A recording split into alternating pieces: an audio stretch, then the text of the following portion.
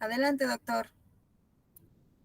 Gracias, muchas gracias. Buenos días a todas, a todos. Muchas gracias por su asistencia en esta segunda sesión relativa al derecho de petición.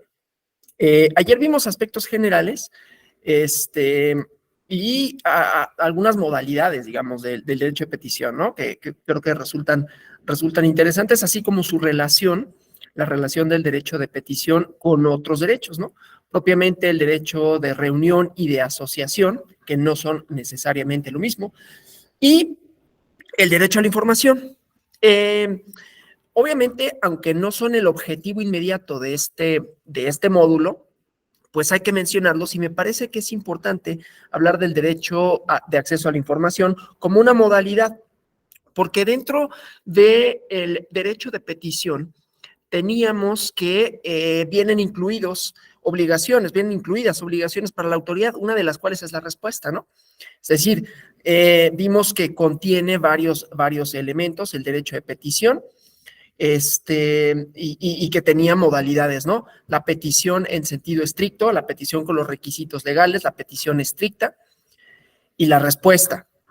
Y la petición política, que se deriva del artículo 9 constitucional, ¿no? En donde viene relacionado con el derecho de asociación y derecho de reunión, más bien, ¿no? Que es de un carácter transitorio, un tanto cuanto informal, la reunión en vez de la asociación, pero que tiene componentes políticos y que además, en el caso de los requisitos, las exigencias formales son menores y no obstante es una variante del derecho de petición. Otra variante que vimos y que creo que es interesante nunca dejar de mencionarla es las redes sociales, ¿no? Las redes sociales como canales de denuncia, las redes sociales como canales de información, porque se han convertido en eso, ¿no? Tanto en términos de diálogo como en términos de solicitudes. Yo les decía ayer que el derecho de petición está vinculado, aunque no necesariamente, o sea, como dirían los politólogos, ¿no?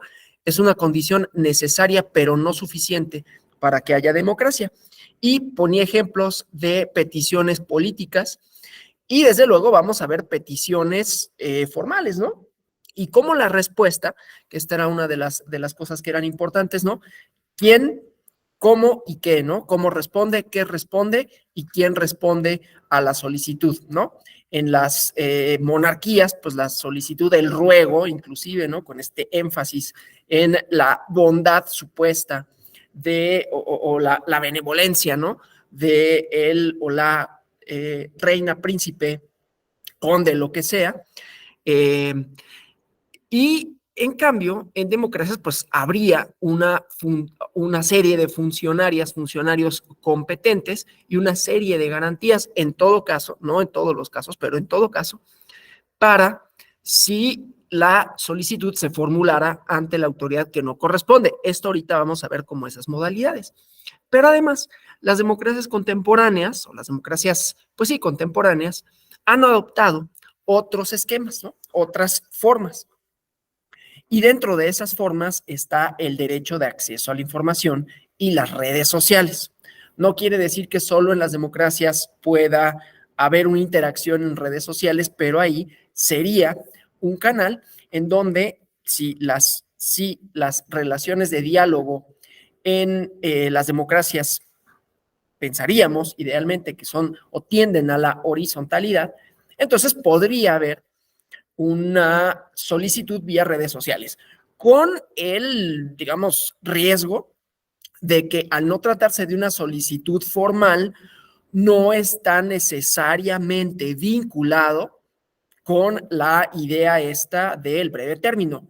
No obstante, sí tiene efectos. Les voy a ver si puedo, ponerles un ejemplo de esta mañana. Pues digo, disculpen lo anecdótico, pero sirve nada más para mostrar cómo esta variante puede tener efectos e inclusive me parece a mí que puede comprometer a la autoridad en su respuesta, inclusive en el plazo de respuesta.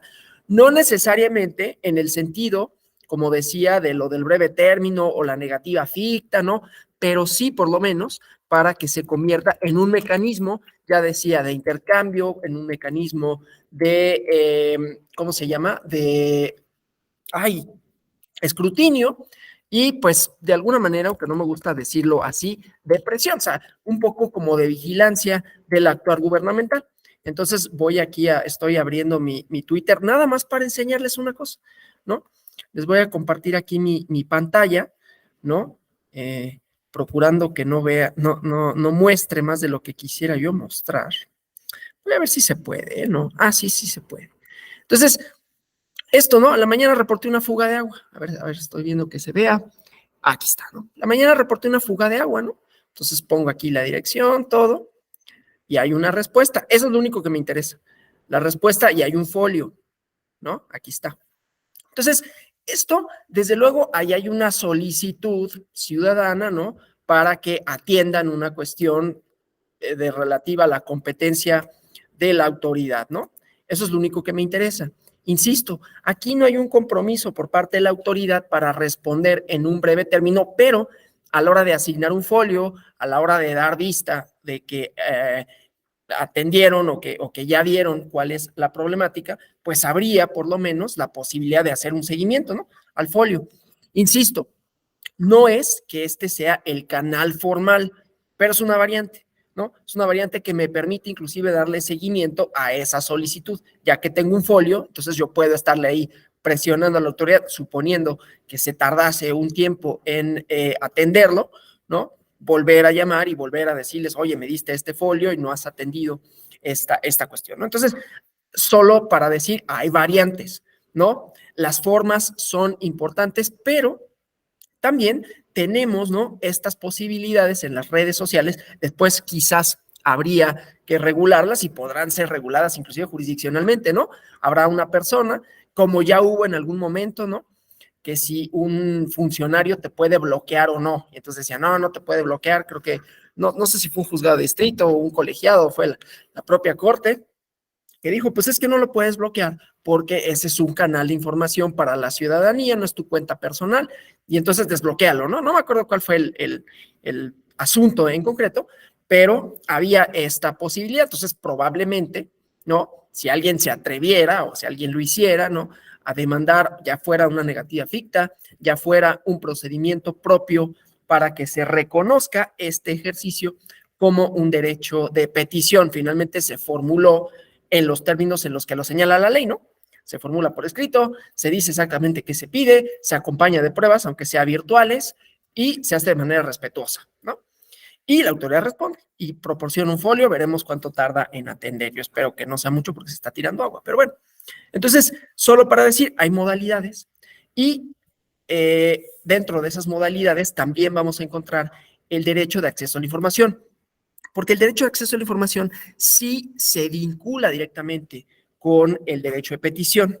¿Qué pasa con el derecho de acceso a la información? Que, por cierto, en estos tiempos, y esto no lo digo como un posicionamiento político, ni mucho menos, pero bueno, está siendo, por decirlo menos, cuestionado su utilidad, ¿no? Su eficacia, su importancia, ¿no? El derecho de acceso a la información fue acompañado de estas nuevas formas democráticas, ¿no?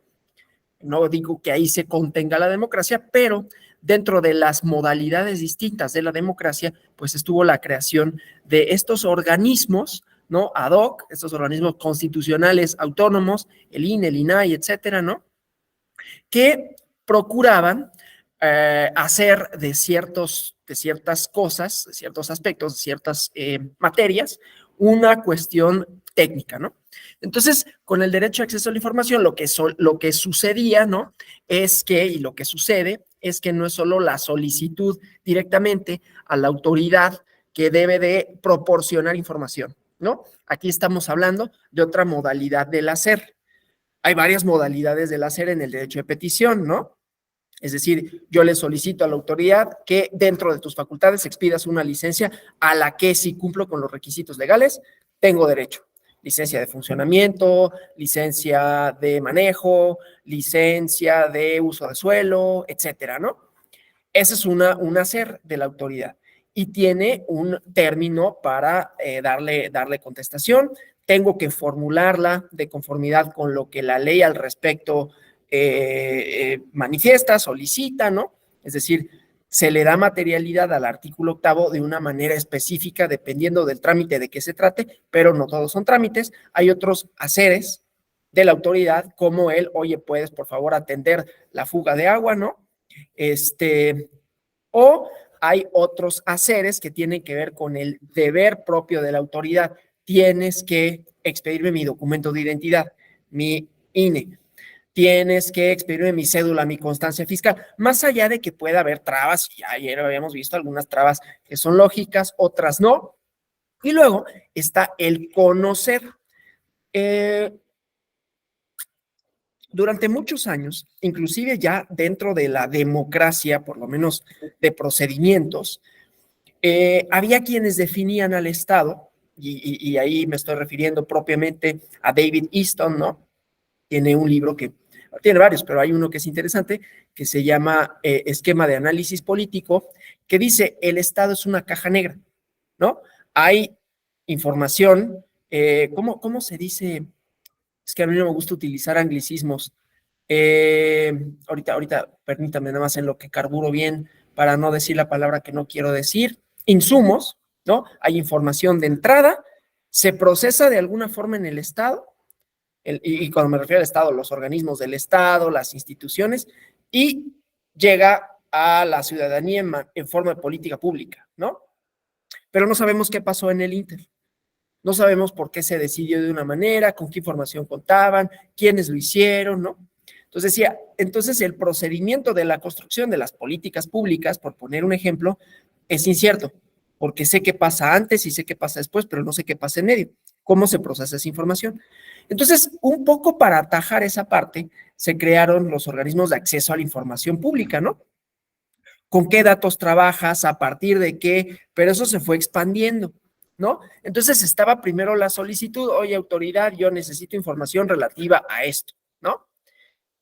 Y muchas veces la autoridad decía, pues no te la voy a dar, o te la doy incompleta, o te doy lo que yo quiero darte. Para eso se crearon los institutos de acceso a la información pública. No es una defensa al acceso a información pública ni nada, es nada más una de las características, ¿no? De su quehacer. Es decir, no estoy haciendo un posicionamiento político derivado de la coyuntura, pues resultó que teníamos que dar una clase de derecho de petición y que una de las variantes de la petición es esta. Inclusive les voy a contar una anécdota no personal de un libro y cómo accedieron a información que era reservada o que no podían acceder por un montón de trabas, ¿no?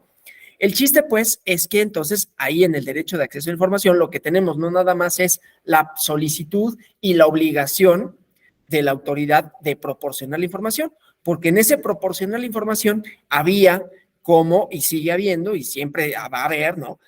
Estas de, bueno, ¿qué información es pública y cuál no es pública?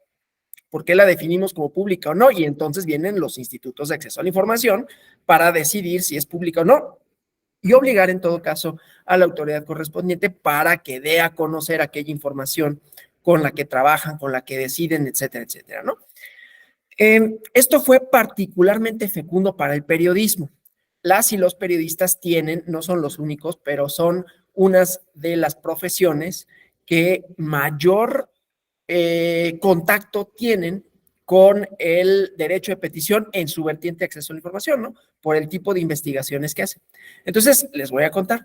Hay un libro que, independientemente de todo, yo les recomiendo mucho que lo lean, y otra vez no es un posicionamiento político, no se escribió en este sexenio, no se escribió con relación a la Guardia Nacional, pero sí con relación a la militarización de la seguridad que se llama La Tropa, ¿no? Escrita por un par de periodistas del país, Daniel Arrea y Pablo Ferri. Y bueno, ellos cuentan que querían acceder a los expedientes judiciales de los soldados, ¿no? De las personas que estaban en la cárcel aquí en la Ciudad de México, en Lomas de Sotelo, ¿no? Y entonces decían, bueno, ¿cómo le hacemos? Solicitaron la información y pues en el ejército les negaron la información. Y entonces ellos decían, bueno, lo podemos hacer vía INAI, pero va a tardar mucho tiempo y no sabemos si esa información nos lo van a dar o no. Entonces ellos siguieron otra estrategia periodística, ¿no? Y se inscribieron como, lo cuentan en su metodología, ¿no? En el libro, como visitas de los soldados, y entonces como visitas pudieron entrevistar a las personas. El chiste, pues, de aquí es cómo accedo a la información que el Estado tiene o no, esa es la cosa, ¿no? Obligación de dar a conocer, ¿no? Y entonces, esta modalidad de acceso a la información ha permitido, de alguna manera, que se conozca información que de otra manera no te darían, ¿no? No sería tan sencillo que te dieran, pues porque contiene algunas cuestiones de índole político, de índole económico, que no necesariamente estarían dispuestos a dar a conocer, ¿no? Entonces, eso de alguna manera ha permitido que las relaciones, digamos así, democráticas sean más horizontales, ¿no? Porque la autoridad ya no solo tiene una obligación en principio de contestar. La obligación en principio de contestar sería: no te puedo dar esa información porque es reservada. Y se acabó, ya te contesté, ¿no? Y si no te gusta, pues lo siento, ya te contesté. Es autoridad competente, hiciste la solicitud, ¿no? Te contesté en breve término. Entonces, hasta ahí, pues tu derecho de petición, pues ya se garantizó, ya se materializó. Por eso decía, también es importante en democracia hablar de los que me contestan. No solo es quién y cómo, sino qué me contestan. Entonces, bueno, cuando resulta que la información es insuficiente, el hacer es insuficiente o injustificado, o el dejar de hacer es insuficiente o injustificado, entonces tiene que haber otra vía, ¿no? Ya sea una vía judicial en la parte administrativa, ahorita lo vemos, y está esta vertiente que no dejo de decir, pues ha resultado importante, más allá del propio mecanismo burocrático, más allá de las restricciones que puede imponer, ¿no? Que si tengo que contratar un abogado, por ejemplo, ¿no? O si tengo que saber algunas cuestiones técnicas propias del acceso a la información, que la información que necesito a lo mejor por el tiempo que transcurre pues ya no es novedosa, que no tengo tampoco los medios para estar, no estoy, para estar trasladándome de un lado a otro, ¿no? Etcétera, ¿no? Entonces, bueno, eso solo para decir, tiene esta vertiente. Pero es una manera de materializar de manera más concreta el derecho de petición. Ya no solo es que me contestes, sino qué me vas a contestar, en qué términos me contestas y si además, en todo caso, eso que me contestas es satisfactorio, ¿no? Entonces, vemos, ¿no? Distintas materializaciones que en democracia pues se van haciendo más robustas y que tienen otras implicaciones. Bueno, eso desde el punto de vista de los órganos del Estado, sean estos cuales sean, ¿no? Creo que hay un módulo, ¿no? Relativo al acceso a la información, así que no me detengo mucho en eso, pero pues conocerán la mecánica, ¿no? Hay información a la que yo quiero acceder. Eso es una limitante también, por cierto, ¿no? No estoy hablando en contra del acceso a la información, pero la limitante es, yo tendría que saber qué información quiero, aunque sea más o menos imprecisa, ¿no? Pues yo quiero saber lo que siempre sucede, ¿no? Cuando empezamos a hacer, pues cuánto gana tal persona, ¿no? O información más precisa. Yo me acuerdo en algún lugar en donde trabajé que teníamos este Infonet o intranet y solicitaban información de expedientes, ¿no? En un tribunal de justicia administrativa. Solicitaban información de expedientes, había que quitarle cantidades, nombres y dar a conocer esa información. Pero entonces quiere decir que el usuario o usuaria ya tiene información antecedente, ¿no? Ya sabe qué busca, como el periodista, ya sabe, o más o menos tiene una idea de qué es lo que quiere buscar y a partir de eso construir su investigación, ¿no? Esa es una restricción, pero bueno, el chiste es que hay un mecanismo interno dentro del órgano al que se le solicita la información y luego está, en caso de que esa información sea negada, la posibilidad de controvertirla a través de este órgano, ¿no? Que le dará la pauta a la autoridad para contestar o dejar de hacerlo en todo caso, ¿no? Entonces, siempre hay vías, pues, para materializar estas cosas, ¿no? Así como decíamos que en la vertiente administrativa, judicial, no basta con decir, bueno, ya tienen que pronunciar un acuerdo para decirme, para darme respuesta, sino que también me tienen que dar información respecto a cómo va mi trámite, pues aquí sería lo mismo, ¿no? En todo caso, me tienen que decir por qué sí, por qué no, se trata de información pública o no. Sí, Cindy Cristina Macías. Gracias, profesor. Yo quisiera hacer dos comentarios. El primero de ellos, que precisamente creo que es importante que las personas nos involucremos o nos adentremos en este tema de acceso a la información. Es un mundo, es un monstruo y le podemos sacar mucho provecho.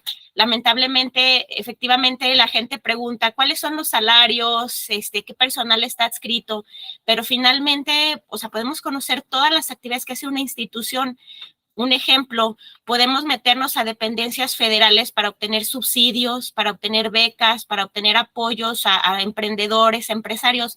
El tema es que como desconocemos primero qué hacen las dependencias y qué apoyos pueden otorgar o qué programas o qué políticas públicas van a desarrollar, entonces nosotros como ciudadanía no sabemos qué preguntar. O sea, hay un mundo de información y de posibilidades y como usted bien dice, solo hasta que hay un tema que nos interesa o respecto del que conocemos un poco es cuando preguntamos. Sin embargo, si nos adentráramos a estudiar, a analizar, a ser curiosos en lo que realizan las instituciones, podríamos obtener beneficios como ciudadanía y como empresas y como instituciones educativas de mucha naturaleza. Además de que si bien existe información que es confidencial o reservada, la verdad es que es información muy precisa, como datos de identificación, nombres, teléfonos, placas, pero para que un ente pueda negarnos la información, pues tendría que ser solo esos datos que pongan en peligro la seguridad pública o el interés público. No habría justificación para que nos negaran información quitando estos pequeños datos. Y no olvidemos que para que una entidad nos la niegue, pues primero tiene que pasar por un comité integrado por varias personas, pero que incluso si a ese comité interno nos niega la información, podemos acceder a este recurso de revisión ante los institutos de transparencia o ante el INAI. Entonces, si bien a lo mejor es una cadenita o un desgaste o un ocupar tiempo, pero finalmente sí podemos obtener esa información. Yo creo que aquí partiríamos de la base de que más bien nosotros como ciudadanía desconocemos todo el mundo de posibilidades que hay y por eso no lo preguntamos y por eso no nos adentramos a ello. Y aquí va mi segundo comentario. En un foro internacional en el que pude participar con órganos garantes y con unidades de transparencia, llegábamos a la conclusión de que probablemente el 80-90% de información que se solicita a través de solicitudes de información es para hacer un golpeteo interno a las instituciones, para estar diciendo cómo friego al otro, cómo lo ventilo, cómo evidencio cuánto gana, cuánto gasta en viáticos, y se está desnaturalizando valga la redundancia, la naturaleza de la institución. O sea, cómo realmente existen las figuras, existen las instituciones, sin embargo, no las utilizamos para lo que realmente son y para sacarles provecho, sino que existe ahí la herramienta y la mayoría de la gente o la que lo conoce es nada más para golpetear, para desestabilizar y para tratar de deslegitimizar a las instituciones, no para precisamente obtener información y ejercer derechos. Si realmente se ejercieran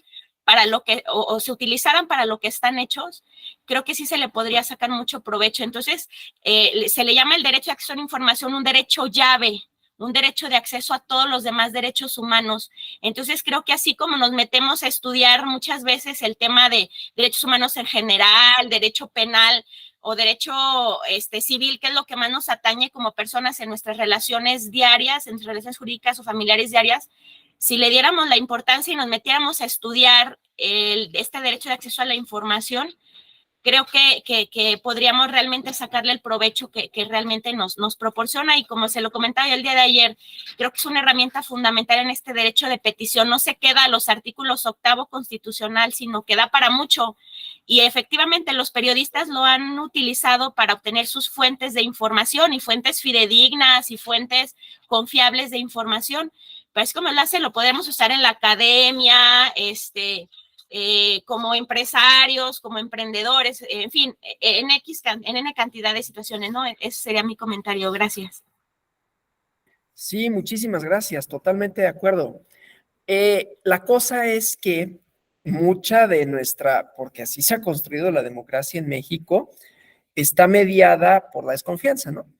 Entonces, lo primero que quiero saber, no yo, pero no a título personal, pero mucha de la ciudadanía es, lo primero que entiendo por Estado es algo opaco, es algo discrecional y es algo que gastan mucho dinero. O sea, es una idea muy común y entonces quiero saber en qué y cómo gastan, ¿no? Y entonces ahí, como dice bien, se desnaturaliza porque de repente es como de que, gastaron mucho dinero en galletas. Bueno, sí, o sea, compras galletas porque tienes eventos y en los eventos pues hay público y el público consume galletas, ¿no? Y entonces magnifican una cosa. Yo me acuerdo un poco hace no mucho, un reportaje de que en el Senado, o no me acuerdo dónde habían gastado en café. Pues sí, la gente toma café. También gastas en garrafones de agua, ¿no? O en purificadores de agua, o también, o sea, hay muchas cosas que son gastos operativos que no son ilegítimos, pero que de pronto, con la desconfianza que hay por las instituciones, se piensa que es ilegítimo, ¿no? Ya no me meto con los sueldos y salarios porque esa es otra parte, ¿no? Pero sí, entonces ahí ya pierde un poco, ¿no? El sentido, porque efectivamente es una herramienta de gran utilidad que permitiría no solo el escrutinio, que está bien, ¿no? Sino conocer ya no nada más en términos para señalar, ya no nada más en términos para controlar en el peor de los sentidos, sino simplemente para generar una relación de sinergia, ¿no? Ya sé cómo le hicieron, ya sé por qué, puedo estar al pendiente del gasto, sé más o menos cómo funciona, ¿no? Y desde luego, en todo caso, si hay algo irregular, pues darlo a conocer si es que fuera el caso, ¿no? Pero efectivamente es una herramienta que nos permite ir reconfigurando, en todo caso, la relación entre ciudadanía y Estado. No es exclusivo de México, ¿no? Esta parte, ¿no? La tensión que existe con la información, porque pues hemos visto Wikileaks, Panama Papers, esto de Julian Assange, ¿no? En donde pues se da a conocer información sensible, que no necesariamente democrática, que da cuenta, ¿no? De un hacer que pues redunda en retroalimentar esta idea de pues que es opaco, ¿no? Y finalmente pues sí muestra que hay muchas cosas que no necesariamente van en pro de la ciudadanía y entonces volvemos al punto de arranque, ¿no? Pero la herramienta como tal no solo permite controlar, ¿no? No solo permite, decía, escrutar la labor pública, sino conocer, que eso tendría que ser lo más importante, más allá de que, claro, que importa saber en qué se gasta y cómo se gasta el dinero, ¿no? El dinero público. Tenemos un par de comentarios aquí. Aquella persona que impugnó que no podía acceder a los comentarios de la cuenta en YouTube del INE. Sí, de pronto, a ver, otro de los problemas que tenemos es que todo se litiga, ¿no? Todo se convierte en una controversia judicial. Y bueno, otra vez, mediado por desconfianza, ¿no? Mediado por, no, es que el INE tiene intereses oscuros. Eso es interesante analizarlo desde un punto de vista cultural, de por qué hay una evaluación, digamos, de esta naturaleza, ¿no? Independientemente, no estoy diciendo que yo lo considere así, pero hay mucha gente que sí. Y entonces, a medida que existe esa desconfianza, entonces el tipo de información que se quiere es solo para demostrar algo, ni siquiera para conocer, ni siquiera para saber. Yo quiero demostrar que son opacos, yo quiero demostrar que son antidemocráticos, yo quiero demostrar que gastan mucho, voy a ver cuánto gastaron en galletas, ¿no? Lo cual realmente, en principio es intrascendente. No es del todo intrascendente. Cuando se estrenó esto del acceso a la información, hubo un escándalo por unas toallas, se acordarán, hace muchísimos años, que costaron como 400,000 pesos, ¿no? Y que iban con cargo al erario. O, por ejemplo, para no solo hablar del pasado, pues se acaba de dar a conocer, gracias al derecho a acceso a la información, pues de unos gastos aparentemente o unos aparentemente gastos exorbitantes de parte de un funcionario de alto nivel, ¿no? Del presente gobierno. Entonces, este tipo de cosas, obviamente, no solo es que cuestionen, no solo es que den a conocer información, sino que dan cuenta de un ejercicio irregular, ¿no?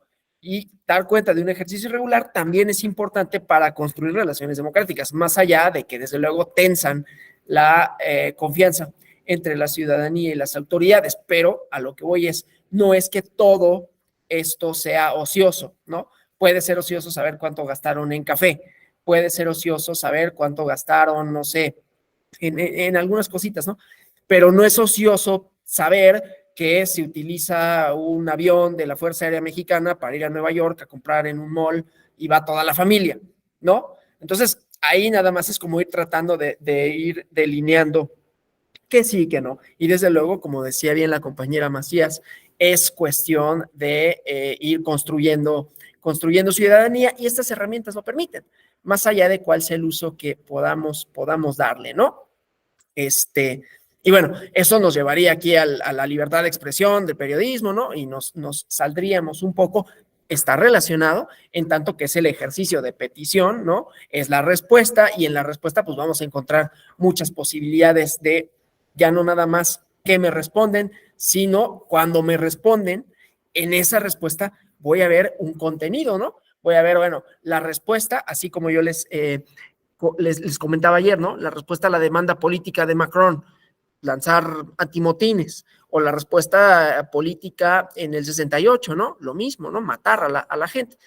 Y en la respuesta, ya digamos, más democrática, pues también vamos a encontrar variantes, ¿no? La respuesta de, pues, no, esa información no te la doy porque está reservada. Esa información no es pública. O cuando sí me contestan, el actuar irregular del Estado. Entonces, todas estas variantes, todas estas vertientes, pues cada una de ellas nos da cuenta de qué tan democrático puede ser un ejercicio de gobierno, ¿no? Dice, considero que es muy importante el derecho a la información porque permite a la ciudadanía la formación de un pensamiento crítico indispensable para el ejercicio de sus derechos político-electorales. Totalmente de acuerdo, ¿no? Bueno, entonces continuamos, ¿no? Sí quería detenerme en porque, insisto, ahí está el que me responden. En la variante administrativa, en el que me responden está algo que habíamos mencionado ayer de manera muy sencilla, muy platicada, de la negativa ficta, ¿no? La negativa ficta, que como sabrán, es una figura de derecho, sobre todo de derecho administrativo, en donde el derecho de petición está vinculado con un hacer, ¿no? Sea otorgar una licencia, sea una solicitud, no, un permiso, cualquier cuestión relativa a el quehacer del Estado, en donde preciso de una respuesta para poder actuar. Entonces, ¿qué sucede? Que el derecho de petición, además de estos requisitos de forma, ¿no? Que veíamos que si escrito, que se entiende que en el idioma español, que el idioma español no es el único idioma reconocido por México, bueno, en el Estado mexicano, entonces en esta pluralidad podríamos, o quien fuera perteneciente a una comunidad originaria, formularlo en su idioma original, más allá de la necesidad de traducción, acompañarlo de documentos que acrediten la identidad. Ahorita vemos una de las variantes estas de materia política, ¿no? Esta restricción solo la ciudadanía, pero bueno, entonces la generalidad es presentarlo por escrito de manera respetuosa, pacífica ante la autoridad competente y esperar una respuesta, ¿no? La obligación para la respuesta. En la obligación para la respuesta, entonces, encontramos la parte relativa a la negativa ficta. Porque la respuesta, ¿no? Como el correlato del derecho de acceso del derecho de petición, no es menos importante que la solicitud. De nada serviría que, bueno, pues puedes pedir lo que sea, pero de allá que te lo den, ¿no? Pues ya eso ya es otra cosa, ¿no? O sea, tú tienes garantizado tu derecho de petición, ahí está la oficialía de partes, ahí está la ventanilla, y pues si te contestan o no, pues eso ya es otra cosa. Entonces, hay distintos tipos de garantías, una de las cuales es este acceso a la información, el tipo de información que se da a conocer, y la otra es la temporalidad. Veíamos ayer que había legislaciones, Veracruz, Durango, Coahuila, que establecían tiempos, ¿no? Tiempos específicos, 15 días, dependiendo del trámite de que se trate, ¿no? Pero hay un concepto que es el de breve término, que está propiamente en la Constitución. Entonces, bueno, ¿qué vamos a entender por breve término, no? Habrá quien entienda en una semana. Yo soy muy impaciente, por ejemplo, ¿no? Entonces, a mí me dices breve término y me descolocas, ¿no? Porque para muy breve término, pues puede ser un par de horas, 2 días, ¿no? A lo mejor, ¿no? Con de la fuga de agua voy a estar dando un montón de lata porque si mañana se va a seguir tirando, pues no lo van a atender luego. Entonces, dentro de una semana voy a estar ahí molestando, ¿no? Otra vez. Entonces, bueno, solo para decir, había que definir el breve término. Y el breve término se definió como 3 meses, como máximo.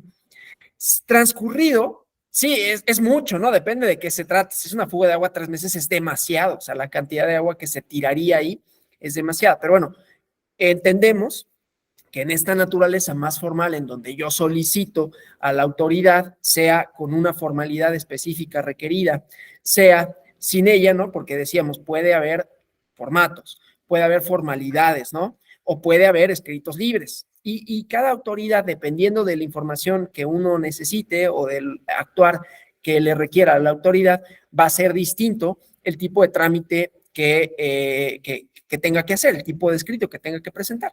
El chiste es que se definió esto del breve término como 3 meses para dar un margen de actuación, en todo caso, a la autoridad que fuera más o menos razonable, pero que no fuera tampoco tan cortito que luego las cargas de trabajo le supusieran caer en un tipo de omisión.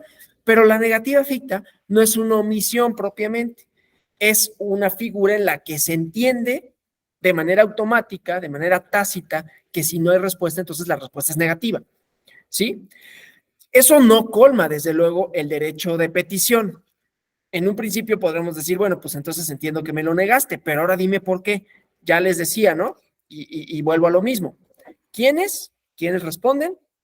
¿Qué responden y cómo responden? Entonces, en este caso, ¿quién es la autoridad competente, la que sea, a la que yo le haya solicitado el trámite? ¿No? ¿Qué responden? Entonces, en este caso, me quedaría en el qué. ¿Qué responde? Nada, y se entiende que la nada es un no. Pero entonces nos vamos al cómo. No me satisface que me digan que no por silencio administrativo, por silencio de la autoridad. Entonces, ahí está la otra vía reparatoria, que es el juicio de nulidad. En el caso administrativo, ¿no? Juicio de nulidad ante el Tribunal Federal de Justicia Administrativa. En el caso federal, desde luego, cada legislación local prevé sus propios medios administrativos y contemplan una variante del juicio de nulidad, en donde solicito primero que se declare que se configuró la negativa ficta, a que pasó el término, ya se ha definido legislativamente, que no tiene que ser los 3 meses, el breve término de 3 meses es el máximo en caso de que no hubiera alguna otra disposición, ¿no? Y entonces, pues pido que la autoridad me diga por qué no, en todo caso.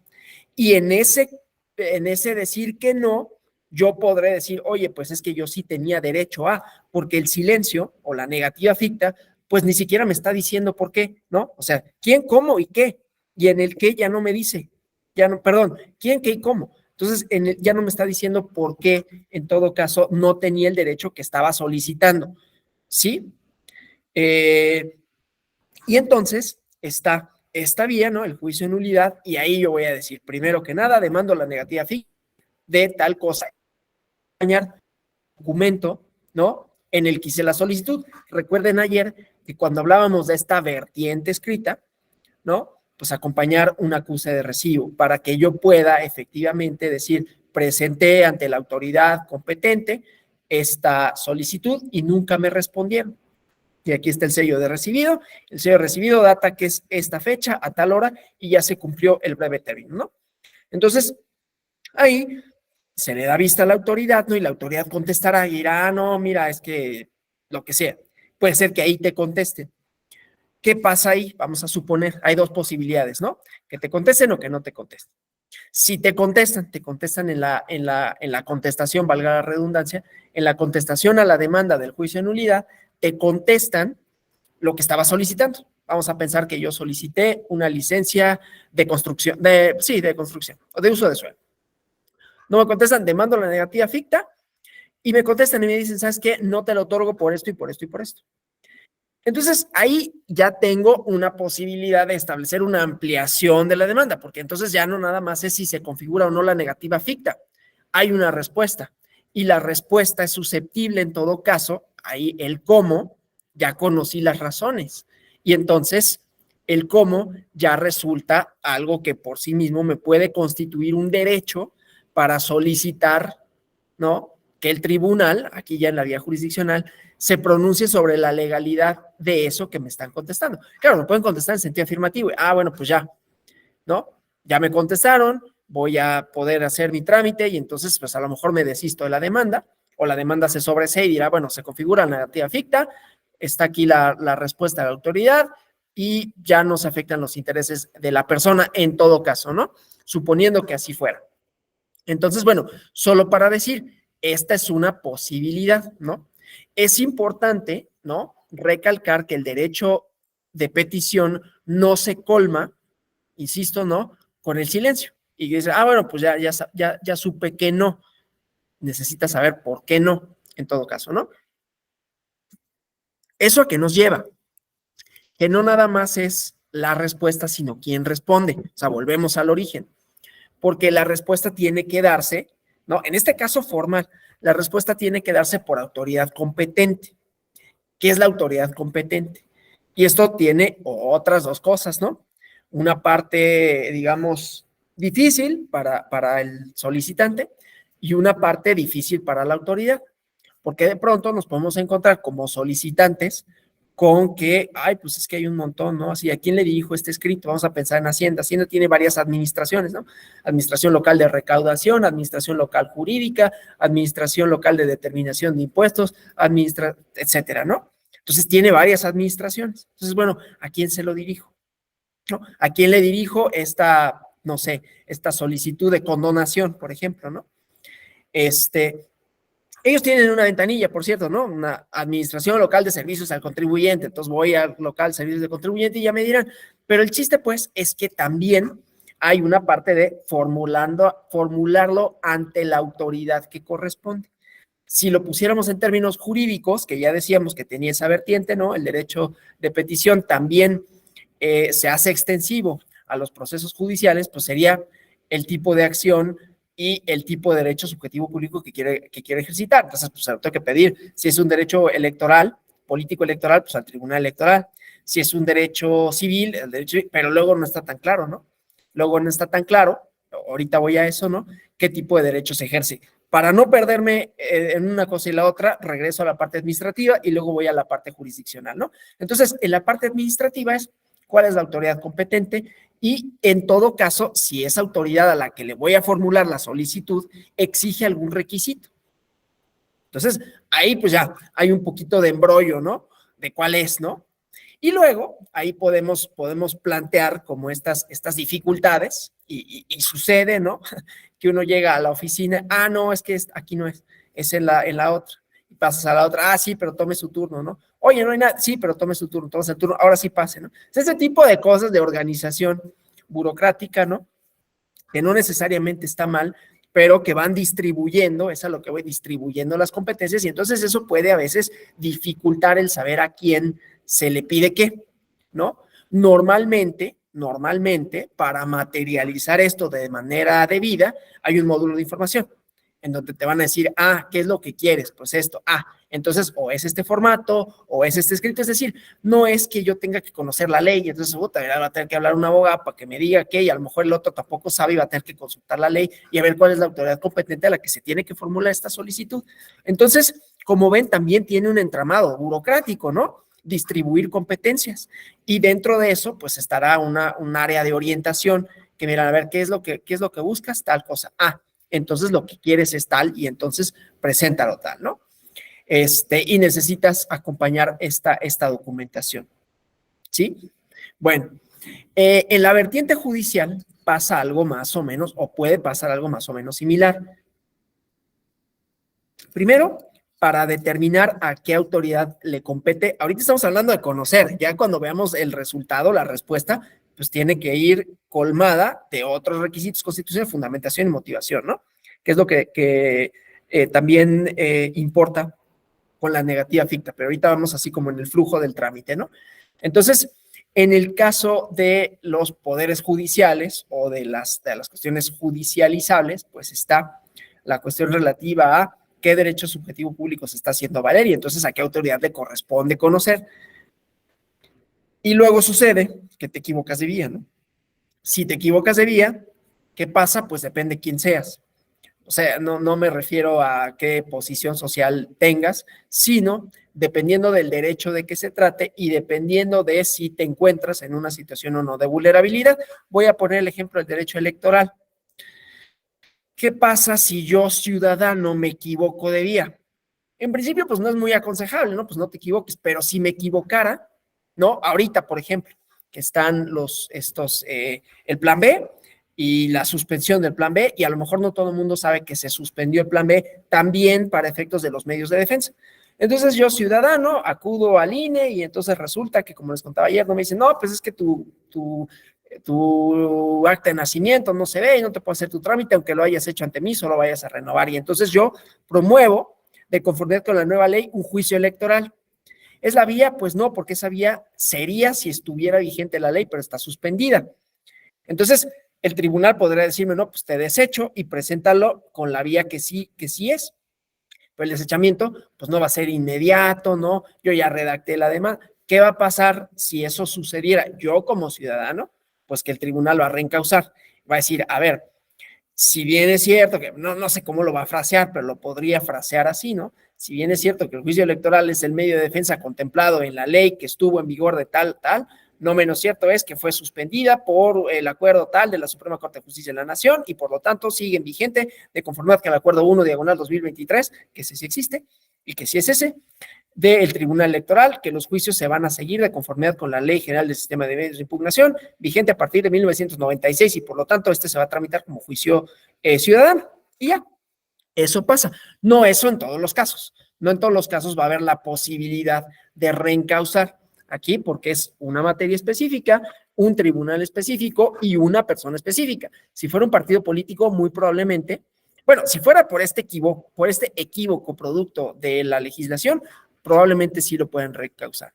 Si fuera, no, pues un partido político promovió un juicio en la otra ley ciudadano, pues es que ellos no tienen legitimidad y seguramente le van a desechar sin reencausarle, insisto, entonces depende de los sujetos. Bueno, y otra parte que no es menos importante, en el cómo, qué me responden, ¿no?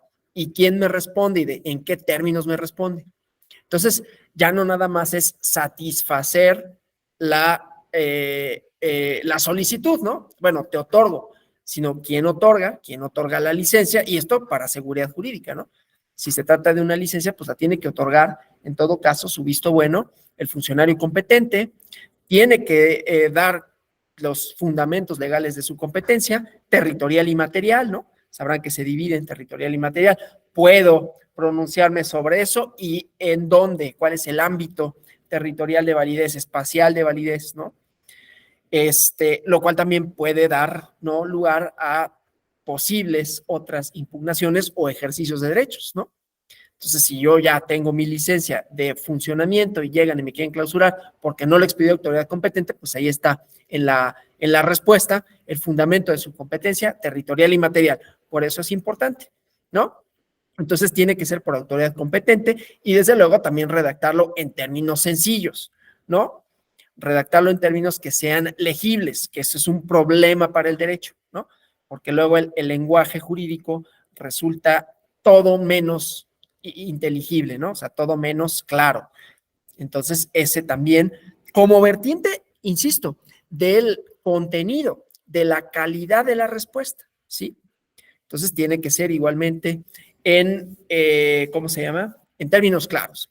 Ahora, volviendo a la cuestión de la autoridad y de la competencia. La autoridad sin competencia para resolver la petición, ¿no? Un órgano, un servidor público que no tenga competencia material o territorial, ¿no? Pues lo único que tiene que hacer, ¿no?, es decir que no es competente. Y puede, como en el caso del reencauzamiento, puede, si son garantistas, yo diría, sería lo ideal, ¿no?, para no hacerte perder más tiempo.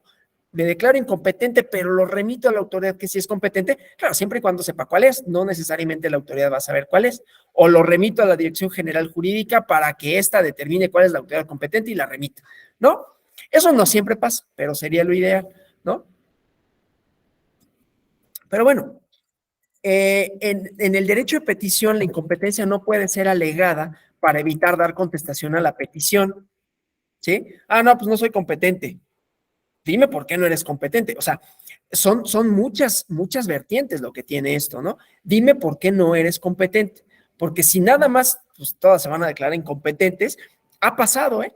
Es más, ha sucedido y así ha llegado, no me dejará mentir la compañera Cindy Macías, así han llegado resoluciones al INAI, porque todo el mundo se echa la bolita, no, pues a mí no me compete, no, pues a mí tampoco, no, pues entonces nadie contesta, y entonces ahí hay una denegación. O sea, ahí el derecho como tal se hace, como dicen los abogados, nugatorio, ¿no? Pues da lo mismo que exista o no, no hay cómo materializarlo, ya no nada más porque no existe la vía, sino porque nadie dice, nadie asume que es competente y entonces se impugna ante el INAI esas declaratorias. Fíjese, una declaratoria de incompetencia que en principio es una respuesta, ¿no? Pero ante la ausencia de autoridad que asuma de manera expresa o tácita la competencia, ¿sí?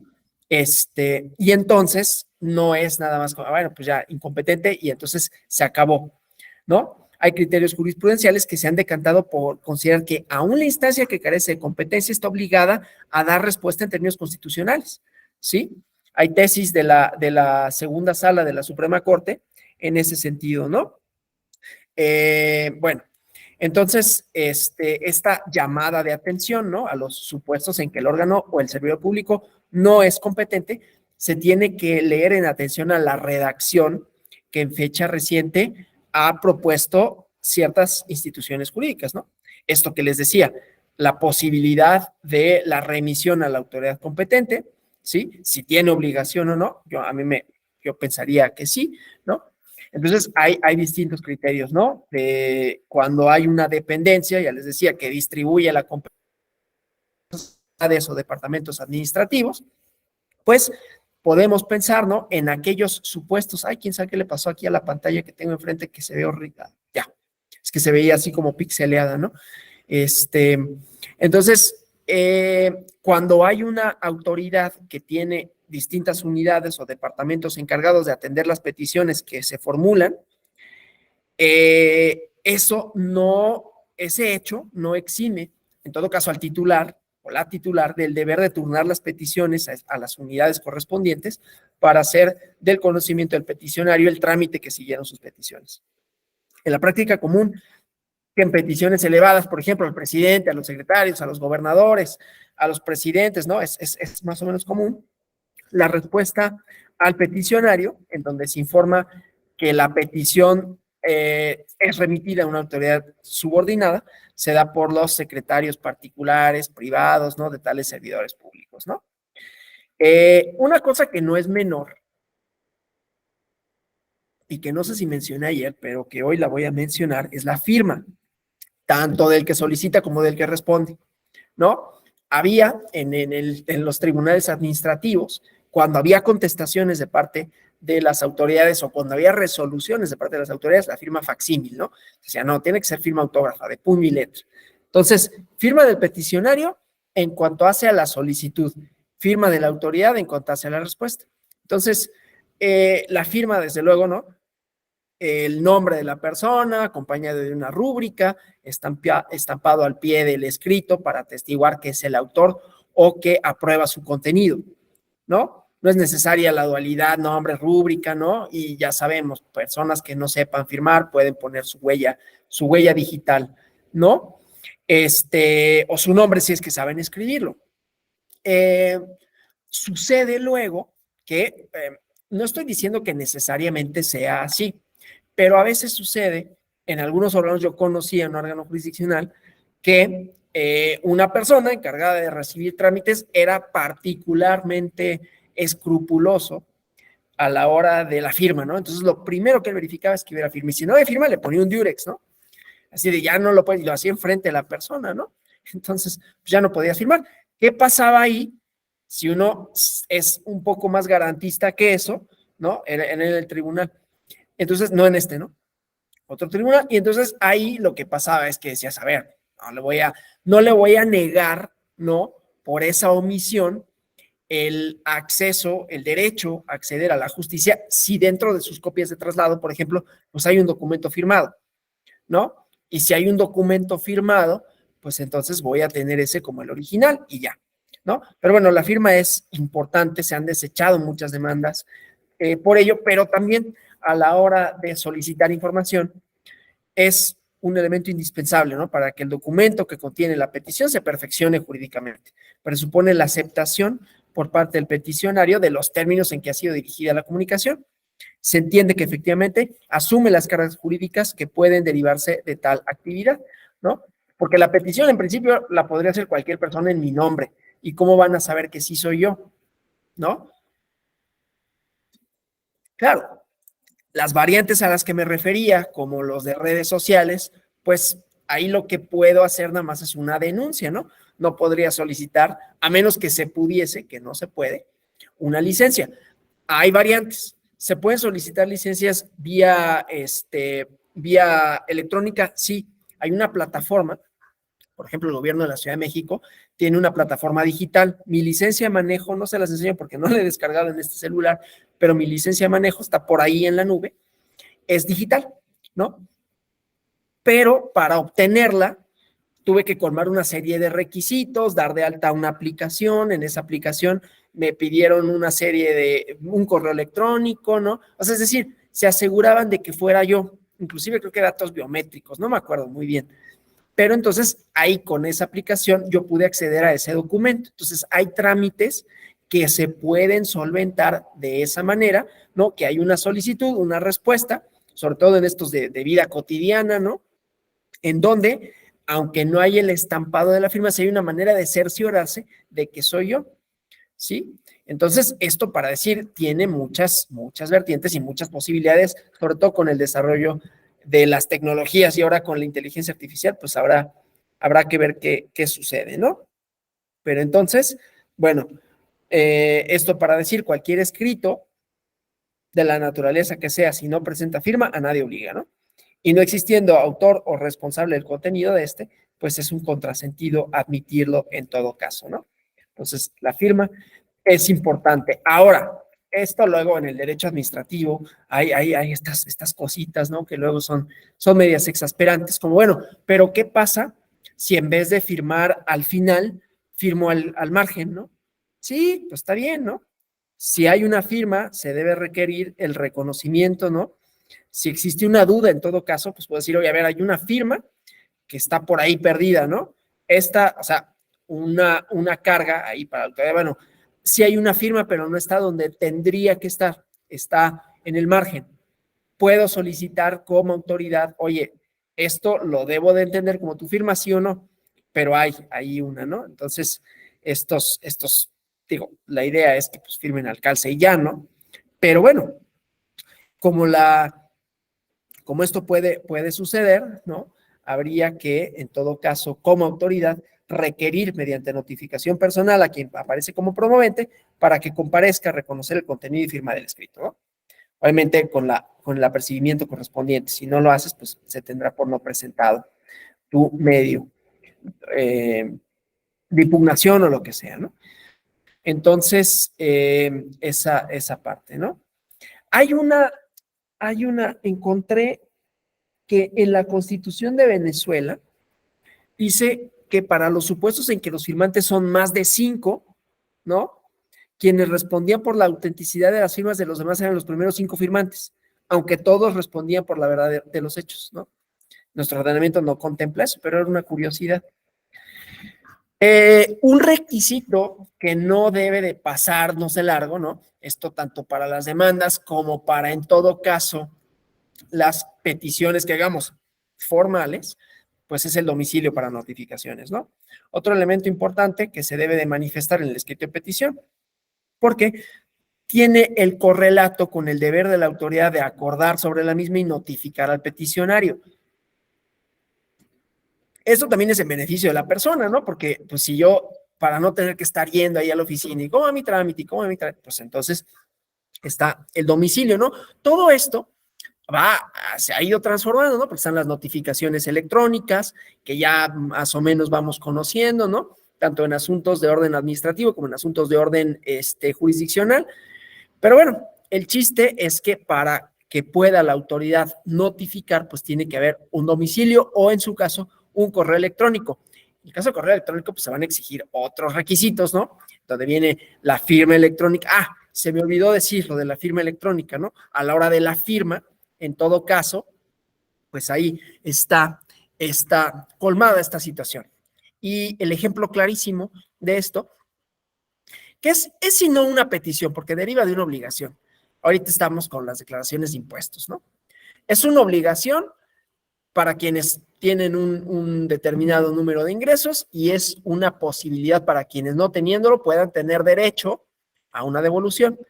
Pero bueno, tienes que presentar declaración de impuestos y entonces ahí hay una carga, ¿no? Pero eso se puede derivar en una solicitud de devolución, de compensación, en una solicitud de devolución de saldo a favor, decía, ¿no? Y entonces ahí ya afortunadamente, porque yo me acuerdo cuando mis papás presentaban declaración, había módulos del SAT y en estas épocas era un desastre porque tenían que, o contrataban a los contadores y los contadores estaban en los módulos del SAT con unas hojitas, ¿no? Y en esas hojitas haciendo los cálculos, las deducciones, ¿no? Entonces era una perdedera de tiempo. Se sofisticó un poco más después, pero había que acudir igual al SAT a hacer, entonces tenías que hacer una cita y estaba atiborrado, entonces perdías mucho tiempo. Ahora se hace en línea y es más o menos, más que menos en realidad, ¿no? El SAT hasta eso, para lo que puede hacer, lo hace bastante bien y entonces funciona pues bien, ¿no? No es que nos guste, ¿no? Necesariamente hacerlo, pero funciona bien y entonces ahí cuando yo presento mi declaración, que insisto, es una obligación, pero puede tener su correlato de, pues voy a solicitar un saldo a favor porque me arrojó que lo tengo, entonces ahí ya se convierte en un derecho. Y entonces el documento, la manera de verificar mi identidad, pues es esta FIREL, ¿no? Que se tramita, ¿no? En el SAT y bueno, que tiene estos candados igual para saber quién es la persona. Eso es lo que me interesa, ¿no? Lo que me interesa en la petición. Y en el caso del correo electrónico, ¿no? El correo electrónico como una variante.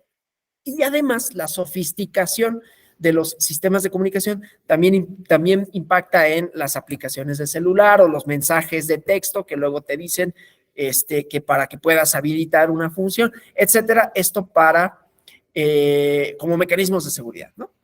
Bueno, algo que es importante y que tiene que es un correlato en parte también del derecho de acceso a la información, los datos personales, porque la parte del acceso a la información es acceso a información y protección de datos personales, ¿no? Entonces, esto que nos comentaba la compañera Cindy, pues hay nombres, hay cosas específicas que no se dicen, pero entonces, en el caso de los derechos de petición, en términos generales, se entiende que no es necesario que el app o el peticionario aporte más datos que los que lo identifican administrativamente, nombre y domicilio para oír y recibir notificaciones. Esta regla admite como excepción los casos que la petición sea formulada en materia política, ¿sí?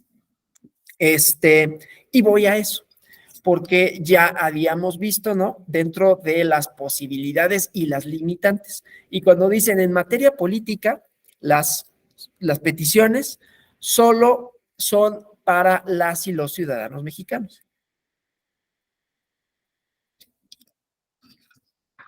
Sí, adelante.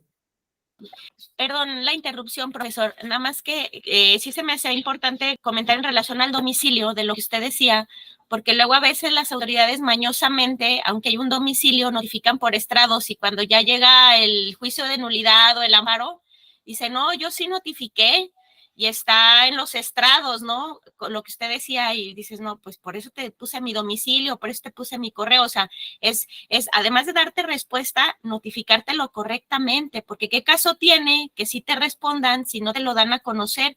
Entonces, luego en el juicio de nulidad o en amparo, o sea, dicen la autoridad, el derecho de petición no se agota con la respuesta, sino con la debida notificación y analizan si estuvo bien hecha o no estuvo bien hecha la notificación y lo ordenan, ¿no? Entonces, creo que este tema, tanto como peticionarios, que no se nos olvide, pero también que luego las autoridades se quieren salir por la tangente y no nos notifican bien, ¿verdad? Esa es otra problemática.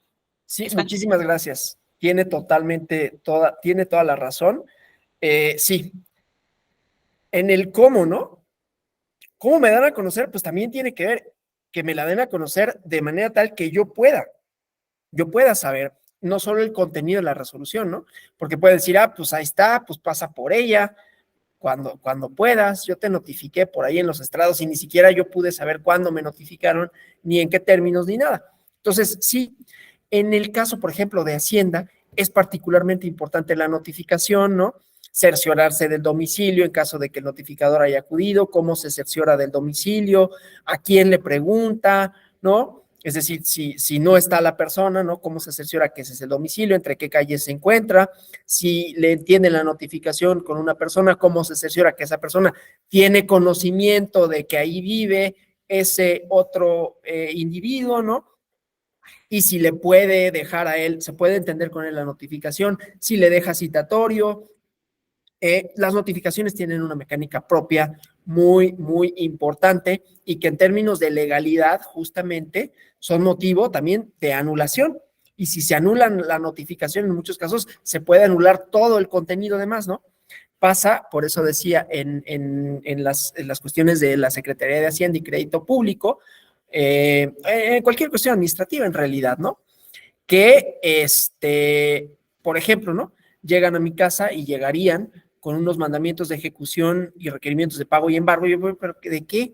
No, pues porque un crédito fiscal que determiné y que te notifiqué y que nunca impugnaste, que ya está firme. Yo nunca lo conocí. Y entonces ahí tengo la posibilidad de impugnar la legalidad de ese acto a partir de aquel que le da surgimiento a la vida jurídica, que es la notificación. Efectivamente, la notificación es el acto mediante el cual nace a la vida jurídica, porque es cuando yo conocí, ¿no?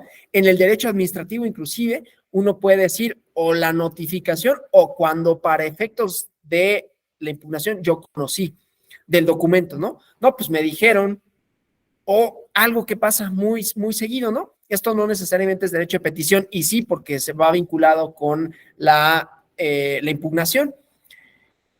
Pues resulta que yo iba a hacer ¿cómo se llama? Mi verificación anual de mi coche y que tengo multas. Nadie me dijo, no me detuvo un policía.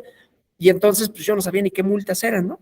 ¿Cuándo me dijeron? Entonces, a partir de esa fecha, cuando yo las conocí porque entré al sistema, a partir de esa fecha yo tengo la posibilidad de impugnarlas cuando las conozco, ¿no?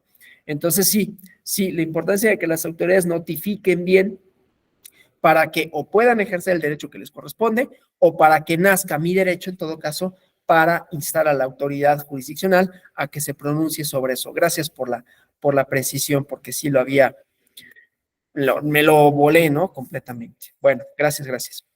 Y decía, en materia política, ¿no? ¿Cuáles son, por ejemplo, peticiones en materia política, ¿no? Una petición que, como decíamos, la petición en materia política puede ser que me expidan mi credencial de elector, que me expidan un pasaporte, ¿no? Eso, sobre todo la credencial de elector, porque está vinculado con el ejercicio de derechos político-electorales, más allá de que es un documento no solo político, y el otro porque me acredita como ciudadano mexicano o ciudadana mexicana. Entonces, ahí el peticionario, además de el nombre, la edad y pues acreditar la ciudadanía, ¿no? En muchas ocasiones, pues para poder solicitar ese derecho, pues la copia fotostática de la credencial del elector. Vinculado con esto, por ejemplo, pues los partidos políticos, ¿no? Cuando quieren obtener su registro, eso como ¿cómo vamos vinculando? Les decía, derechos, ¿no? Derecho de aquí asociación vinculado a la petición. Para que haya petición, en ese caso específico, tiene que haber una asociación previa de ciudadanas y ciudadanos que quieren formar un partido político, pero tienen que acreditar militancia, ¿no? O tienen que acreditar que acuden a unas asambleas y en esas asambleas hay una verificación de que se trata de ciudadanas y ciudadanos mediante el INE, ¿no? Y entonces, si yo quiero formular la solicitud correspondiente ante el INE para registrarme como partido político porque acredité esos requisitos, tengo que acreditar que las personas que acudían a mis asambleas eran ciudadanas y ciudadanos mexicanos, ¿sí? Entonces, bueno, eso, ¿no? En cuanto a los derechos políticos. No olvidemos, ¿no? En casos en donde los peticionarios tengan suspendidos por alguna razón sus derechos políticos en virtud de decisión judicial, hay obligación de la autoridad ejecutora de notificar tal circunstancia al órgano encargado de las cuestiones electorales para que lo haga constar en el padrón correspondiente. Entonces, se asienta, ¿no? Para evitar alguna injustificada confusión, que la petición adquiere el estatus de derecho cívico o político cuando es ejercido en tal materia. Fuera de tal supuesto, es simplemente un derecho más que corresponde por igual a todos los habitantes del país, a todas las habitantes del país, incluidos los sujetos a un régimen penitenciario o restrictivo de la libertad personal. La verdad es que yo no encontré. Sí, tengo clase de 11 a 1, pero inicio la clase después del simulacro, ¿no? Sí, sin problema. Sí voy a estar, sí voy a estar. Gracias. Perdón, es que estamos viendo la mecánica de lo del simulacro, pero acabando esta clase tengo inmediatamente otra, pero ya nada más estábamos poniéndonos de acuerdo con eso, ¿no? Disculpen la interrupción, pero pues sí era importante. Bueno, entonces eso, ¿no? La verdad es que yo no encontré jurisprudencia, ¿no? Que los tribunales federales no encontré que se hubieran pronunciado con relación a esto, quizás por la especificidad del tema, ¿no? Y en parte, pues, y eso es una suposición personal, porque no ha habido una cultura política tal que promueva esas cosas, ¿no? Pero bueno, la participación ciudadana ha aumentado, la cuestión relativa a la nacionalidad también ha sido materia de, vamos a decirlo así, problematización jurisdiccional, el tema de la doble nacionalidad, ¿no? Que ha suscitado como muchas controversias, no tendría por qué, ¿no? O la doble nacionalidad o la nacionalidad mexicana por naturalización, pues eres mexicana, mexicano y ya, y puedes ejercer tus derechos políticos como si fueras nacido en este país, ¿no? Hay restricciones, desde luego, no puedes ser representante, no puedes ser titular del Ejecutivo, pues por razones históricas, no todas las legislaciones lo prevén igual, ¿no? En todo caso, o sea, si yo me quisiera, vamos a hablar un poquito de eso, ¿no? Yo no, o sea, yo soy mexicano por nacimiento y mis padres son mexicanos, yo no tengo ese problema, pero si yo hubiera nacido, supongamos, no sé, en otro país, cualquiera, en Uruguay, y fuera mexicano por naturalización, en el caso de los derechos políticos que yo quisiera solicitar, tendría una limitación parcial. Podría tramitar mi INE, que es un ejercicio de un derecho, podría votar, ¿no? O sea, mi derecho de votar no estaría limitado. Podría, bueno, en realidad no sé si podría, yo digo que sí podría participar en una asamblea de constitución de un partido político, pero no podría ser candidato a la presidencia municipal, no podría ser candidato a la gubernatura por ese estatus, ¿no? Entonces ahí, por ejemplo, es donde la vertiente de, bueno, ciudadanos mexicanos en cuestiones políticas y ciudadanos mexicanos por nacimiento tendrán derechos plenos y los ciudadanos mexicanos por naturalización no tendrán derechos plenos. Insisto, esto no es en todas las legislaciones. Hay quienes lo prevén diferente, ¿sí? Y bueno, eso, ¿no? Hubo un asunto ahí una vez de un funcionario público, bueno, voy a decir quién, el titular de del Fondo de Cultura Económica, que nació en España, pero tiene como 800 años viviendo en México, ¿no? No tiene 800 años, tiene como 40, 50 años viviendo en México, y él tiene como 60, o sea, es más mexicano que yo, ha vivido más tiempo en México de lo que he vivido, obviamente. Entonces, el chiste es que se armó ahí un relajo de si podía o no, y lo que hicieron fue cambiar la ley. Más allá de que si eso fue legítimo en términos procesales y que era para ad hoc, pues lo que pasa es que era una restricción que no necesariamente estaba justificada, a eso voy. Y yo digo, no necesariamente está justificada porque en el derecho comparado no siempre funciona de esa manera. El ejemplo más claro, y que siempre pongo, y que no es porque me caiga bien como fue como gobernante, pero el ejemplo más claro fue Schwarzenegger, ¿no? El actor austriaco de origen, ¿no? Que fue gobernador de California, el gobernator, ¿no? Pues él no había nacido en Estados Unidos y pudo registrarse como candidato y pudo ser gobernador, o sea, pudo acceder a eso. Entonces, solo para decir, hay legislaciones que lo contemplan de una manera distinta, no hay una generalidad y pues atender a ciertas cuestiones históricas, ¿no? Aquí se protege mucho esa parte por los intereses que pudiera haber, no digo que haya, ni siquiera yo estoy de acuerdo necesariamente con eso, pero que pudiera haber con una persona cuyo origen no fuera mexicano. Yo ahí diría otra cosa, ¿no? Diría, pues si ellos están queriendo ser mexicanos por voluntad, no porque así les tocó, pues creo que quizás podría suponer un mayor compromiso con el país, ¿no?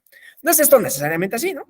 Sabemos que hay a quienes les tramitan rápido la ciudadanía porque quieren que jueguen en la selección de fútbol, ¿no? Etcétera. Pero bueno, solo para decir esa parte de la restricción de ciertas peticiones a las y los ciudadanos mexicanos. No expresar amenazas u ofensas, ¿no? En apego a la idea de que ambas partes merecen respeto, tanto el que pide como el que contesta. Entonces, no utilizar amenazas, ¿no? Ofensas en el texto de la petición y en reciprocidad en el de la respuesta. Ello no implica que en ocasiones, por ejemplo, cuando se formule una queja por maltrato, el peticionario, al describir hechos concretos, utiliza expresiones de tal tipo, pero siempre lo hará en forma de relato y nunca serán dirigidos a la autoridad a la que presente la petición. Sucede cuando solicitamos el hacer, que nos desesperamos, a mí me pasa, ¿no? Y entonces dices, bueno, no van a hacer nada, o sea, ya empieza uno como a presionar de otra manera, claro, en esta variante de redes sociales, ¿no? Hay un poquito para que me lean y para que digan, sí, claro, la autoridad nunca hace nada, y entonces para presionar, no estoy diciendo que eso se deba hacer, pero bueno, no hay una ofensa, ¿no? Nada más dicen así de, claro, son muy ineficientes y el agua se sigue tirando, ese tipo de cosas, ¿no? Pero lo de las amenazas de buena fe no nada más es una cuestión así como moralina, ¿no? De, ay, es que tienes que ser respetuoso, sino que representa la cristalización de la buena fe, ¿no? Anima tanto a las partes que ejercitan el derecho de petición como a aquellos que la Constitución obliga a respetarlo, dando respuesta a la solicitud. El tiempo, ¿no? A menos de que se trate de cierto tipo de derechos que por su naturaleza puedan prescribir o precluir, ¿no? En principio es en cualquier momento, ¿no? El derecho de petición se puede realizar en cualquier momento. No requiere que exista una actuación previa de algún órgano o servidor público, o no necesariamente, o no en todos los casos, porque la mayoría de las peticiones giran en torno a la satisfacción de necesidades de información, de concesión, atención, que no están supeditadas en forma alguna a la actuación estatal. Insisto, esto merece matices, ¿no? Se entrega, obviamente, en los horarios de atención, cuando así sea el caso. Tener presente que en algunas instituciones hay servidores públicos de guardia, ¿no? Que garantizan la recepción a cualquier hora, que ningún servidor público o servidora pública se puede negar a recibir una petición diciendo que hace falta cumplir con algún requisito reglamentario, ¿no? Se debe considerar, no obstante, que el o el servidor puede indicar al peticionario que si cumple con cual o tal requisito, la petición se estimará procedente, pero en principio no se podría negar a recibirlo, ¿no? La actitud del servidor público que se niega es violatoria del derecho a petición, en todo caso. Y solicitud de reserva, ¿no? Queda por dilucidar si al dirigir una petición a una funcionario, servidora pública, puede solicitarse la reserva de esta a efecto de que se mantenga casi en secreto, ¿no? Que va de la mano de preguntarnos si existe el secreto profesional a petición de parte. Se puede dar tal circunstancia, pero también hay que señalar que nuestro sistema jurídico no distingue entre las peticiones con un contenido de interés particular y las que persiguen interés general. La única distinción que se hace entre el peticionario a título individual y carácter colectivo, ¿no? Es una distinción fundamental para exigir cierta reserva por parte del órgano o servidor involucrados. En algunos trámites te piden, ¿no?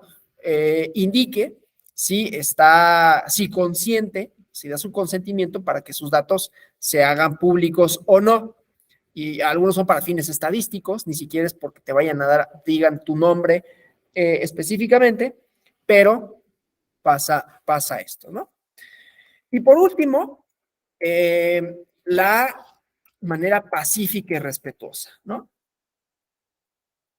Dice el texto constitucional que se formule por escrito, ya vimos con sus distintas variantes, de manera pacífica y respetuosa, es el estilo que se debe de emplear para redactar la petición, pero es evidente, ¿no?, que lo que debe leerse es que la petición deberá ser formulada de manera pacífica y respetuosa. En clave constitucional, sobre todo administrativa, se debe entender que cuando decimos se formule, no alude necesariamente a la redacción de la petición. Debe interpretarse el verbo formular, ¿no? Que utilice el texto constitucional en sentido extensivo y que se puede advertir que equivale a expresar, manifestar. Y en tal orden de ideas, la limitación constitucional se orienta a la expresión de la petición, la manifestación de que se hace una petición. Una petición se formula de manera pacífica cuando no altera el estatus o las circunstancias de tranquilidad presentes antes de que se haga la solicitud. Tal y como puede inferirse, ¿no? De estas acepciones de pacífico, que es tranquilo, que está en paz, que no tiene o no haya oposición. Y aunque no encontramos ningún indicio en la jurisprudencia que se ocupe de adelantar una posición acerca de este elemento, podríamos pensar, ¿no? Que la exigencia de que la petición sea por escrito, en principio, ¿no? Ya decíamos a peticiones políticas, tiende a dar certeza a los términos de la misma al tiempo que permite constatar que cumpla con estos otros dos requisitos.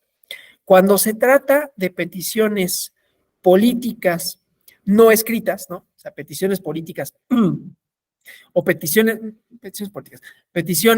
Cuando digo peticiones políticas no me refiero a la necesariamente a la limitación constitucional de que solo las y los ciudadanos mexicanos, sino a políticas en sentido extenso, ¿no? Derechos que tienen que ver con la comunidad política y que son peticiones que no siguen una vía jurídica, que siguen una vía de movilización. Ahí sí hay como una serie de cosas relativas a la ciudadanía mexicana o no, porque hay una prohibición expresa que no se aplica o pocas veces se aplica del 33 constitucional. De repente se solicita que se aplique, pero no, o sea, yo que conozca, sí hay un asunto que una vez conocí que se aplicó, pero no era nadie conocido, pero casi nadie lo aplica, ¿no? De repente es como, hay una persona que está en redes sociales diciendo que los mexicanos esto y lo otro, apliquen el 33 constitucional, ¿no? Y siempre está la idea de, oye, ya deroga esa cosa. Yo para decirlo, las movilizaciones, ¿no? Las movilizaciones que son una vertiente del derecho de reunión y de petición, en donde ya no se formula en términos escritos y ya no se formula con este tipo de formalidades, aunque sí tenga que respetar la parte de que sea pacífica, que no es sencillo determinarla necesariamente, ¿no? Y en todo caso, si no es pacífica, el correlato es, bueno, ¿y qué hace la autoridad? Responde también de manera no pacífica o de qué forma, ¿no? Y entonces ahí siempre va a haber tensiones, solo para decir esas dos cosas, ¿no? ¿Quiénes pueden componerla? ¿Quiénes pueden formularla? Digamos, en principio, todo mundo.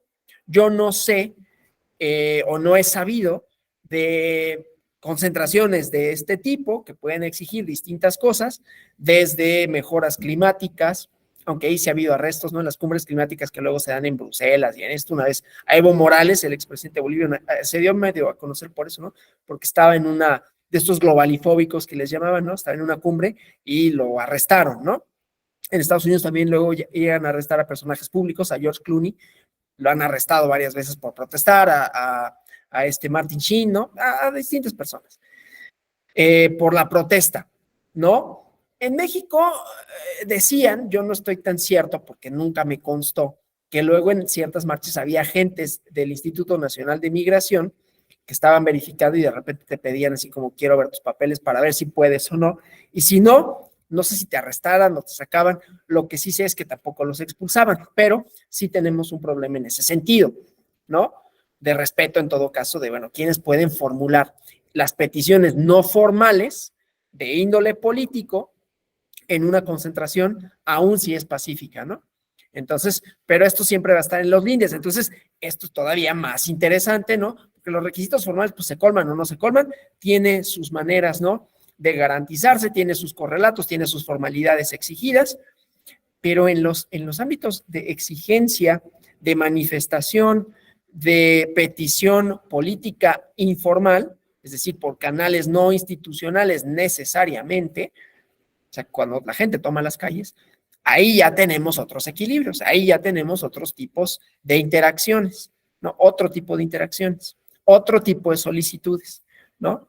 Entonces, eso también es interesante y desde luego, pues la variante de las redes sociales, ¿no? Pero bueno, podemos decir, ¿no? que cuando hablamos de pacífico y respetuoso, ¿no? Estos requisitos atienden a reglas de convivencia social, la dignidad propia también de la autoridad. Es respetuosa aquella petición que observa respeto hacia el otro y hacia la otra persona, ¿no? En este caso, el órgano o servidora públicos, ¿no? Entonces, el texto constitucional condiciona el ejercicio del derecho de petición a que la presentación del escrito, o si nos vamos al artículo 9, ¿sí?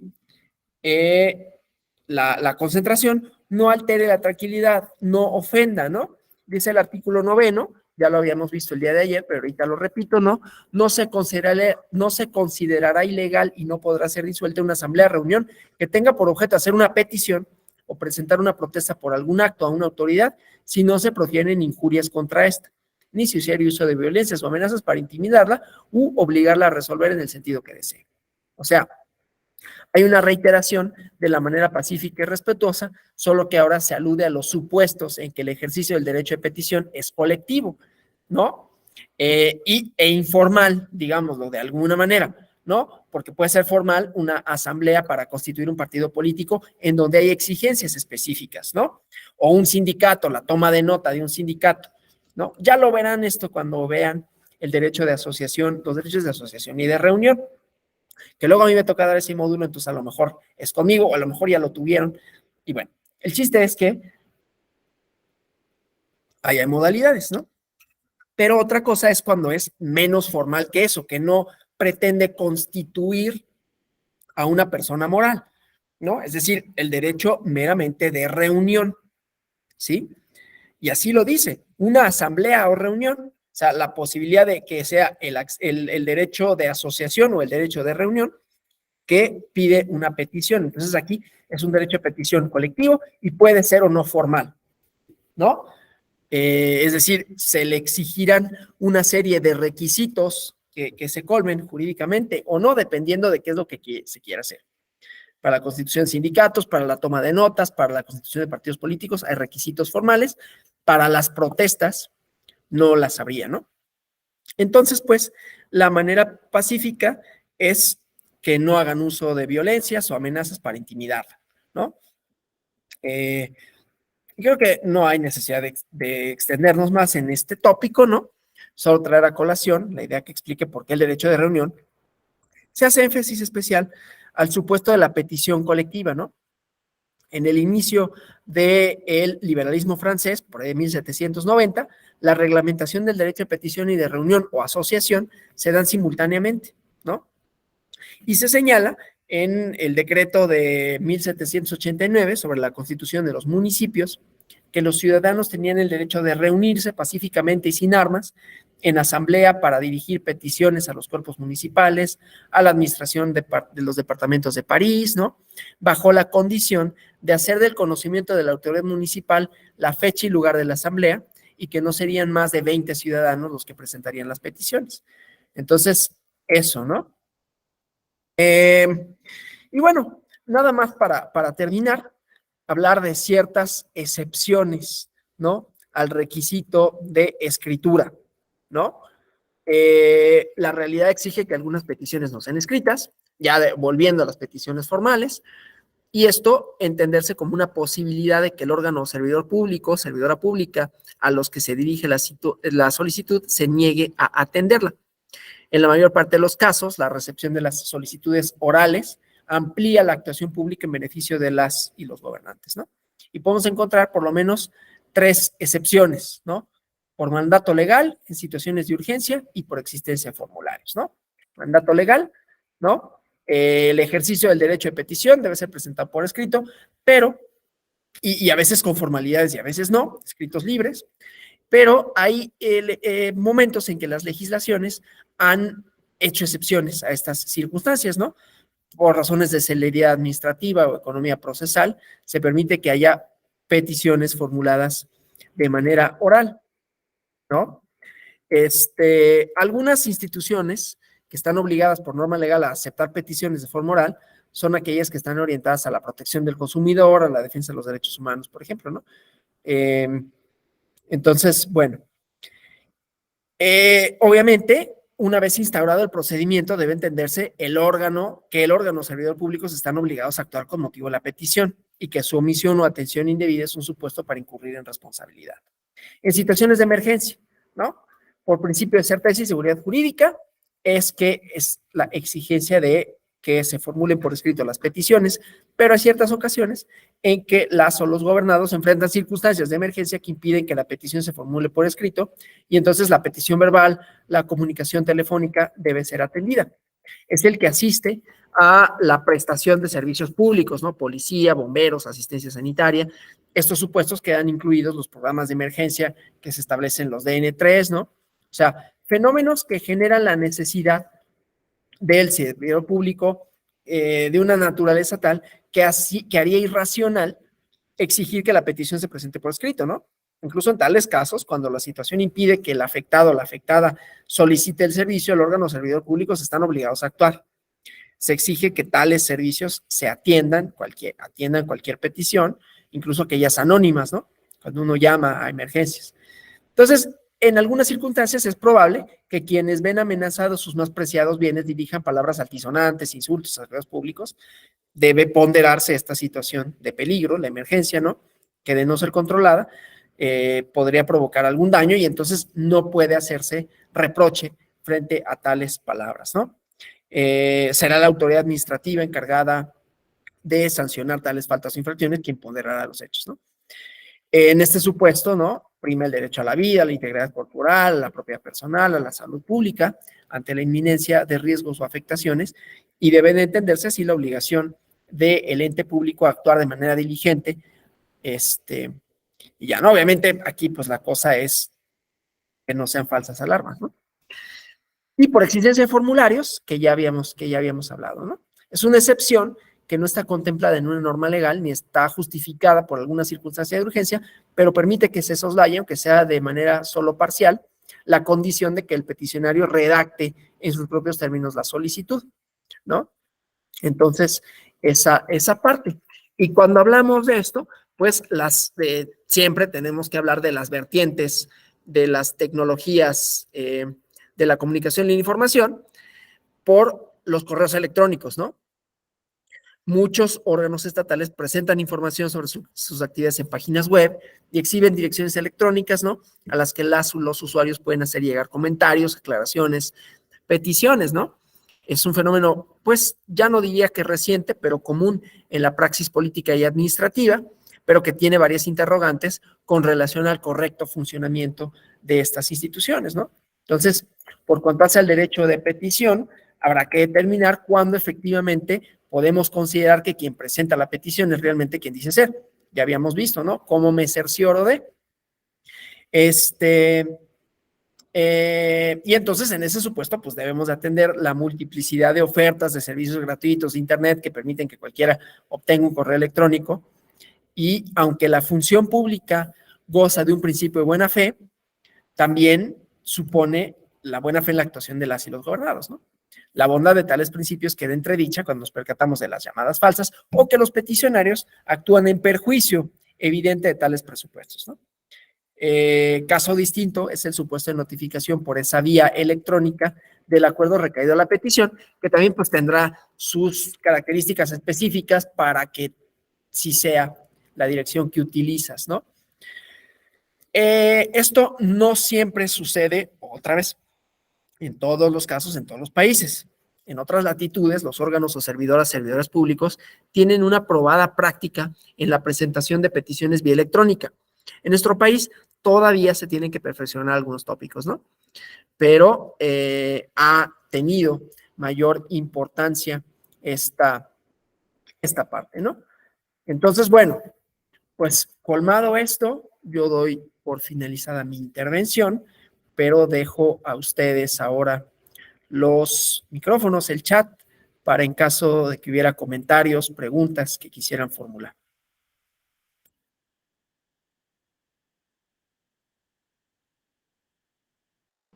Adelante, Cindy.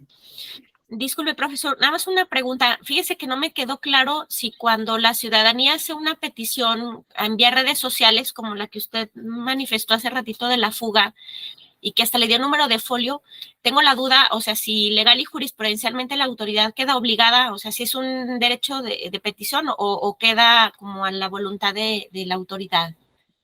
Sí, no está regulado expresamente, o sea, la legislación, las autoridades funcionan bajo el principio de legalidad. Obviamente, a la hora de que te dan un folio, ya te están dando una atención. Se han convertido en canales. Ahí el estatus es que no son oficiales legislativamente, no están contemplados todavía en la legislación, pero sí se han convertido en canales para obtener cierto tipo de respuestas, que lo podemos decir es análogo a la llamada telefónica, ¿no? Una llamada telefónica en donde estoy solicitando un servicio, que acude una ambulancia, una patrulla, los bomberos, es una variante del derecho de petición, y entonces aquí pasa lo mismo, ¿no? Obliga a la autoridad en cuanto me da el folio, probablemente, es decir, probablemente sí podría yo en todo caso ante la omisión decir, pues es que ya lo conocieron, porque aquí lo importante es saber si lo conocieron o no, y ahí ya hay un acto manifiesto de que conocen del problema a la hora de que le asignan un folio, y entonces eso quiere decir que va a haber un procedimiento que lo van a tornar a la autoridad correspondiente, y entonces que hay un actuar, ¿no? Entonces, si bien es cierto que el canal puede no ser formal, el tipo de solicitud y la respuesta que en este caso sucede, sí tiene una obligación de tipo administrativo, aunque no sea el canal, digamos, formal para llevar a cabo ese tipo de solicitudes. Gracias. No, al contrario, gracias.